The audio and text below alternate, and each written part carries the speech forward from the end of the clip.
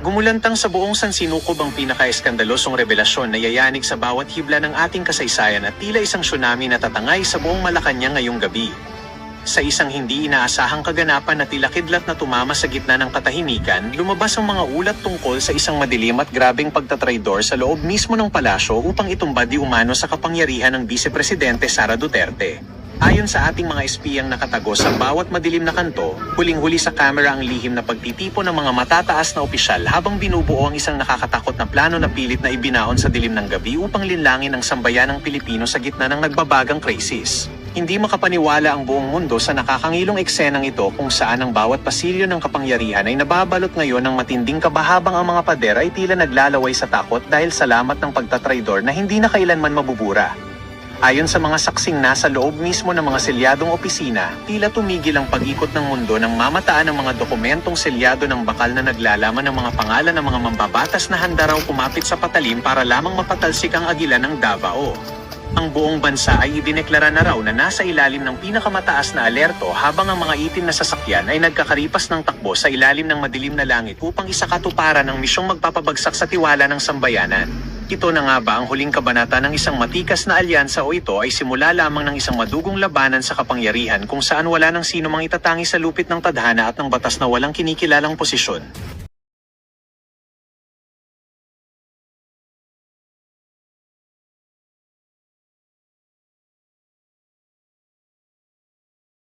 Ang ganda ng point niya eh. Ang ganda ng point na yun. Etong tao na to, hindi ko to gusto kasi may pagka, ito parang aktivistang di mo magets minsan. Pero tama, at this time, tama siya. Papalakpakan ko siya. Tama yung sinasabi niya eh. Si Marcos may pangil, suspendin yung pagtaas ng presyo ng pamasahe. Maraming natutuwa doon, pero honestly, mali yun. Sa tingin ko kasi matik yan eh. Tumaas ang gas, alam naman hindi tataas ang pamasahe. Diba? Kawawa naman yung bumabiyahe. Ano mangyayari niyan? Titigil na sila. Ngayon, hirap na sumakay mga kababayan natin. Wala nang choice, hindi na makasakay. Pero kung itinaas mo yung pamasahe, kahit pa paano may choice ang tao. Sasakay ba siya na mahal na tumaas ang pamasahe? Magagawa siya ng extra niyang work para tumaas din ang kanyang kita. May choice ka na. Pero sa ginawa ni Marcos na pagpigil sa pagtaas ng presyo o pagtaas ng pamasahe, sabi nga nito, may kamay na bakal sa pagtaas ng pamasahe pero walang kamay na bakal sa pagpigil sa mga oil company na magtaas agad. Anong tawag mo dun? One way. Alam nyo kung bakit? Alam nyo kung bakit? Dito pumapasok ang politika. Don't forget, the oligarchs, sila ang may kontrol sa mga presidente. Except PRRD. Kasi these oligarchs, the one funded their campaigns. Kaya nga, dito lumamang si PRRD. Wala siyang utang na loob sa mga oligarka. Kaya nga galit na galit sa kanya, yung mga mainstream media na hawak ng oligark, galit na galit sa kanya yung mga malalaking negosyante. Bakit? Hindi niya pinapaboran. Kaya nga alam mo, Mr. Balbuena, alam mo yan. Alam mo yan at ng inyong grupo. Palpak talaga ito si Marcos. Bakit? Kasi nga, nasa side ng mga negosyante. Kaya kung ako sa inyo, tumulong na rin kayo na mailuklok ang isang another Duterte. Dahil hindi yan, yung ganyan, hindi yan papasa kay BP Sara Duterte. Si BP Sara Duterte talagang for the people yan. Walang pakialam yan sa mga negosyanteng malalaki. Sasagasaan niya mga negosyanteng malalaki. Totoo yan. Tingnan nyo itsura ng Davao. Wala ka makikita nag-hari-harian doon na negosyante? Wala. Isang niyan, talagang yayariin niya yan. Mga negosyante doon. Ganyan yan. Kilala yan doon na ganun. Kaya nga maraming galit sa kanya na mga malalaking negosyante, lalo na yung 'di ba, yung patakaran nila ng inuman ganitong oras lang. Marami nagrereklamo nun, but eventually, nakita nila yung benefit. Kasi nga, ganun ho ang Duterte style of leadership. Di ba? Napaka-unfair. Kung makikita natin, yung mga malalaking negosyante, bilyon-bilyon, 3 bilyon kada araw o mahigit pa ang kinikita. Samantalang kami, piso hanggang 2 piso, regulated. Anytime, pwedeng isuspend o pwedeng hindi. Kita nyo, tama siya dito eh. Pagdating sa pamasahe, regulated. Pero sa presyo ng gas, deregulated. Ibig sabihin, hindi mareregulate. Kawawa eh. Alam nyo, Manubela, kaisa nyo ako dito. Sa totoo lang, magkaiba man tayo ng pananaw pagdating sa politika, kaisa nyo ako dito. Mali talaga yung ginagawa ng mga negosyante ngayon eh. Kawawa eh. Alam mo, buisit eh. Sorry talaga, buisit. Yung dahilan nila na, paano na kami bibili ng paano na may bebenta kung sakaling bumaba yung presyo. Kaya kailangan namin sumabay sa world market. That's your fucking risk. As a negosyante, every one of us has its own risk. Driver, may risk din. Mananakay, may risk din.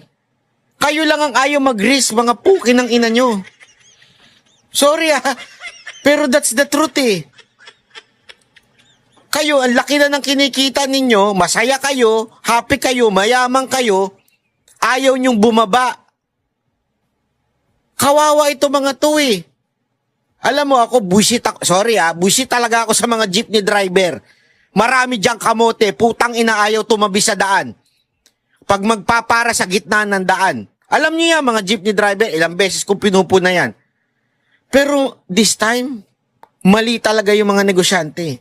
At tama itong mga public transport na ito. Banatan natin sila pagka kamote sila. Pero this time, tama sila eh. Tama sila, lugi. Yung gobyerno kinokontrol yung kanilang pamasahe, pero yung gobyerno hindi kinokontrol ang taas ng presyo ng gasolina. Anong katarantaduhan yun? Kaya naman eh. As a matter of fact, nasa Republic Act natin yan. Meron niya na batas na we can, even if hindi natin ma-deregulate hindi natin makokontrol yung presyo ng bilihin, nakalagay pa nga doon, kaya nating i-take over. Pwede nating i-take over pag hindi sumusunod. We can take over. Kaya ng gobyerno. Nasa kapangyarihan ng gobyerno. Alam mo kung si Duterte to? Sabi ko sa inyo kung si Duterte to, isang salita lang niya, tangina nyo, pag di kayo bumaba ng presyo, kukunin ko yan. Diba? Yan ang sinabi niya sa Meralco nun eh. Taalala nyo? Ayaw nyo. O sige, pasasabugin ko yan.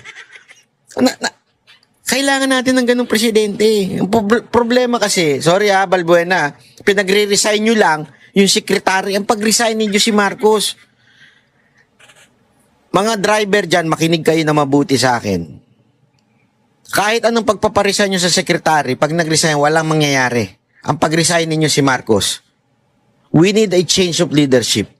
We need a change of president. And whether you like it or not, BP Sara Duterte can solve the problem. That's the truth.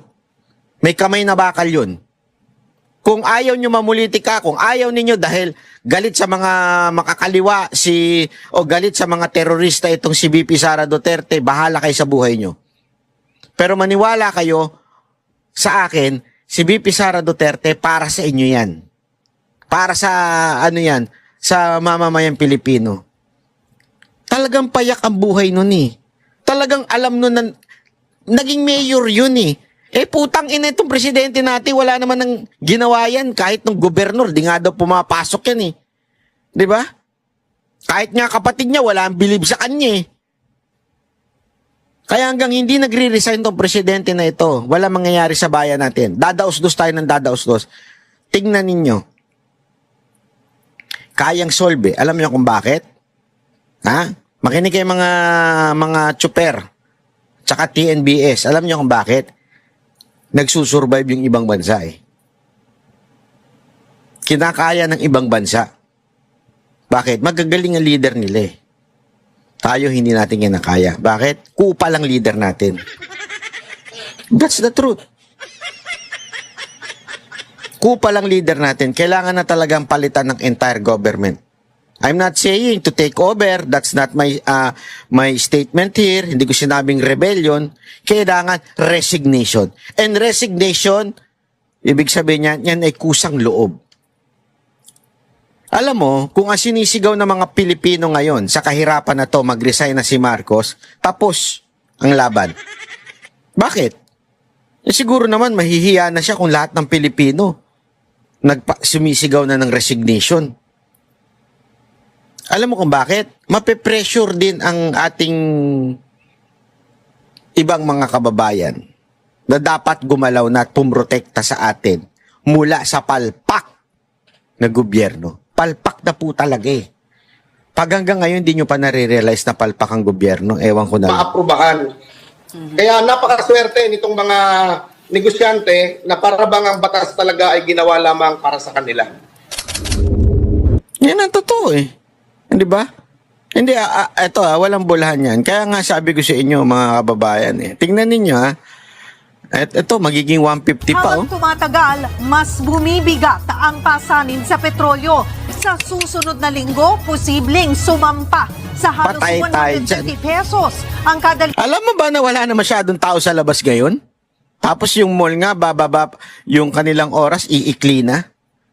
Kasi talagang ang mahal na eh. Hindi na biro, mga kababayan. Ako nararamdaman ko eh. Mayat maya yung gas. Dati binibigay ko lang, magkano lang eh. Ngayon, mayat maya na oh. litro ng diesel. Ngayong araw naman, nagprotesta pa rin ang mga transport group. Ang masaklap, sumasagi na raw sa isipan ng ilang tsuper ang gumawa ng masama. Live mula sa Ayan ang sinasabi ko, di ba? Kaya nga chaos to eh. Ako, hindi ko ini-encourage yan ha. Dapat talagang hulihin pa rin, bantayan ng kapulisan yan. Pero, matutulak talaga yung mga kababayan nating gumawa ng masama eh. Kaya mag-iingat kayo mga kababayan. At saka sa mga tsuper naman natin, huwag nyo gawin pag kayo nahuli. Lalo lang bulilyaso ang pamilya ninyo. Huwag nyo gagawin. Huwag nyo tangkain. Mendiola. Nasa frontline na balitang yan si Reynel Pawid. Reynel, sa gitna ng mga protesta, may impormasyon ka ba kung nasaan si Energy Secretary Sharon Garin ngayon? Julius Cheryl, sa ngayon ay wala pa nga tayong impormasyon, no, at hinahanap din siya nitong ang grupo ng mga tsuper. Kaya naman ang sabi nila ay hindi raw nila ramdam yung sinasabi nga ng Malacanang na pagdodoble kayod ngayon nitong Department of Energy sa panahon ng krisis. Nila maniniwala lang sila o magkakakumpiyansa lang sila dito nga sa DOE kung makokontrol nito ng maayos ang presyo ng produktong petrolyo.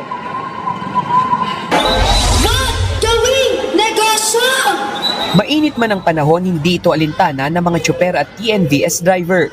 Sa ikalawang sunod na Biyernes, nagwelga sila sa Welcome Rotonda sa Quezon City, Maynila para tuligsain ang taas presyo ng langis.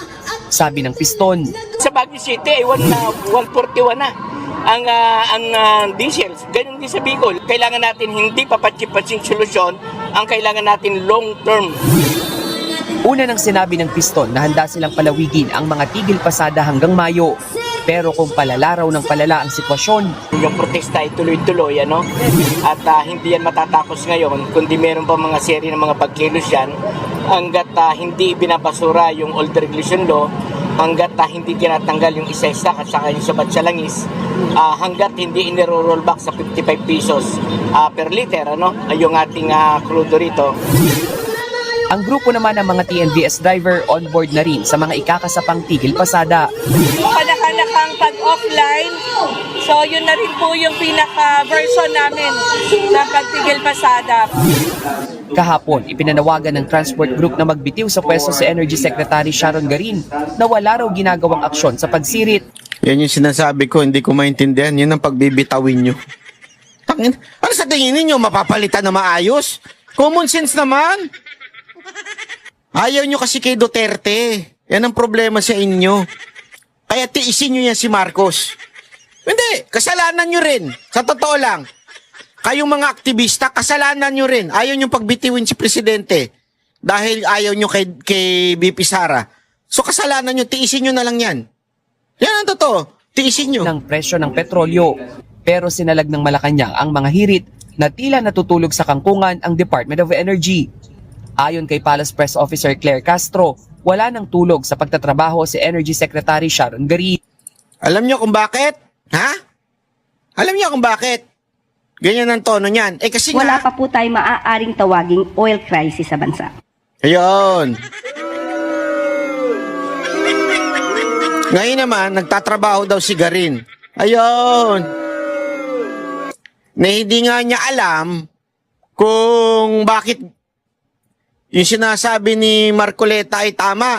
Hindi niya alam yung kinikita ng oil company sa pagtaas ng gasolina agad-agad. Hindi niya nga alam na pwedeng kumuha sa ibang bansa aside from the Middle East. Tapos sasabihin mo, busy? Pero hirit ng piston, Hindi namin maramdaman yung sinasabi nilang trabaho. Sana maging active, ano? At sana isa kayo doon sa magpapabasura dito sa Old Regulation Law. Dahil sinasabi nyo mismo, nakatali ang inyong kamay sa provision ng batas. Kung nakatali ang inyong kamay sa provision ng batas, walang saysay para manatili pa yung batas. sinusubukan namang kunin ang pahayag ni Garin na huling nakita sa pagdinig ng Senado ngayong linggo. Ang ilang mga tsoper halos mawala na raw sa katinuan sa kakaisip kung paano kikita. Baka kapag bumibiyahe, matuto namang istat sa mga driver para madagdagan yung sahod. Wag naman ganun. Oo, minto, na wala rin naman mangyari, wala kikita. Ikakamatay ko na talaga to. Ayon sa No to Oil Price Hike Coalition na kinabibilangan ng piston at manibela, hihiling sila ng 5 pisong taas pasahe sa LTFRB. Ipapail natin bago matapos itong buwan, ay ipapail natin sa LTFRB. Hindi sa usapin na para gumanda ang buhay ng ating mga driver at mga operator, kundi matugunan yung mas malaking halagang nawala, nakita. Una nang inaprubahan ng LTFRB ang pisong provisional fare hike sa mga jeep, pero agad namang binawi ng Pangulo. Sa ngayon, wala pa raw lumalapit na mga opisyal ng LTFRB sa mga transport group para sa isang dialogo. Batay sa ilang industry sources, posibleng nasa 11 hanggang 12 pesos ang iaakyat ng presyo sa kada litro ng diesel sa susunod na linggo. 3 piso naman sa gasolina. Grabe. Kung matutuloy ang price adjustment, posibleng papalo sa higit 140 pesos per liter ang presyo ng diesel.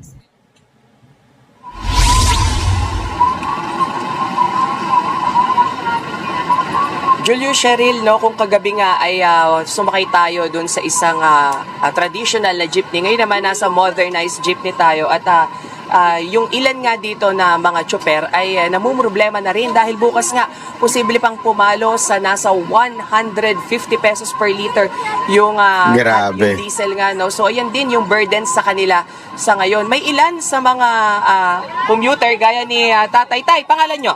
Roberto po, O Roberto, katungayo pa kita. Saan kayo papunta? Junction. Junction.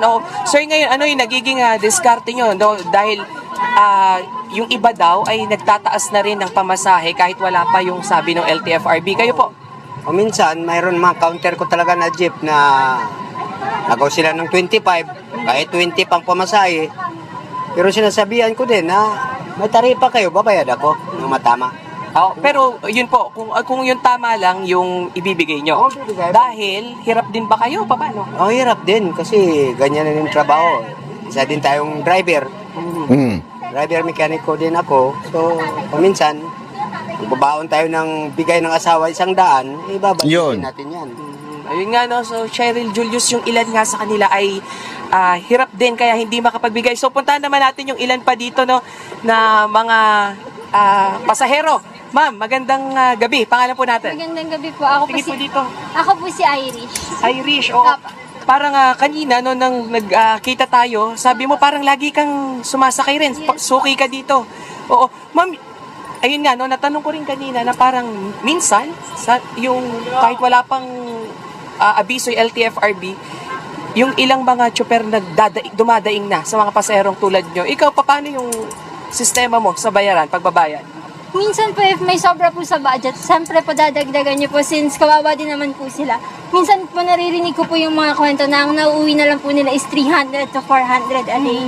Which is, siyempre may pamilya din po sila. Lalo na po kung malaki po yung pamilya, alam po nating mahirap po yun. So yung tulungan na lang po siguro.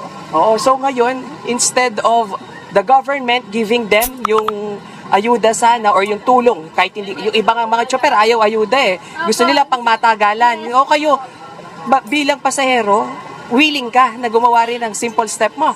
Yes po, pero hindi naman po lahat kasi afford po yun. Hindi naman po lahat may kaya sa buhay. So I think po, dapat din po yung government din po talaga yung gumawa po ng paraan. Hindi po yung pangtapal lang po talaga sa mga chopper. Tama. So, Cheryl Julius, ayan, no, medyo naka-zoom. Ayan, Cheryl. Ang ganda ng sinabi nun eh. Kasi tama nga naman eh. Tataas ang gas, tataas ang oil, tapos tataas ang pamasahe. Pero ang sahod hindi tumataas. So cycle ang problema. Paano mangyayari na masusolusyonan yan? Gobyerno. Dahil ang gobyerno hindi dapat kumita.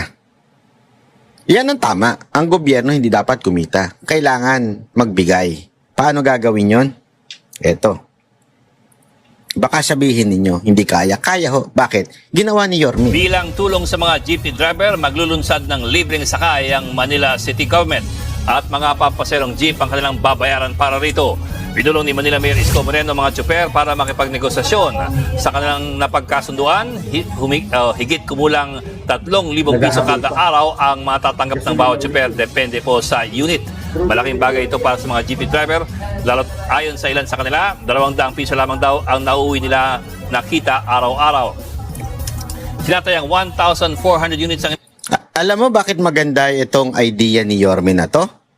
Kasi win-win situation eh. Pag nag-provide ka lang ng sasakyan, tulad nung pangit na sasakyan na pinoprovide ni Marcos, yung parang basurahan na sasakyan, di ba? Natulungan mo lang yung pasahero. Hindi nga lahat sasakay dun eh, sa kapangit dun eh. Dito, ang tinulungan mo, yung driver at yung pasahero. Sinong nawalan? Yung gobyerno, yung local government ni Isko, Maynila. Which is, yun naman talaga dapat ang pangsyon ng mga local government at saka ng national government. Tangina nagawa ni Isko, ikaw Marcos di mo magawa. Wala pa po tayo maaaring tawaging oil crisis sa bansa. Ayun naman pala.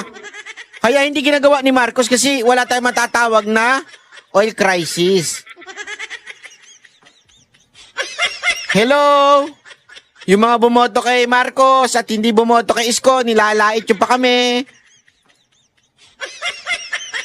Di sising-sisi kayo ngayon, di ba? Ay, kasi nga kaya naman pala Nasang sasali sa programa ng Manila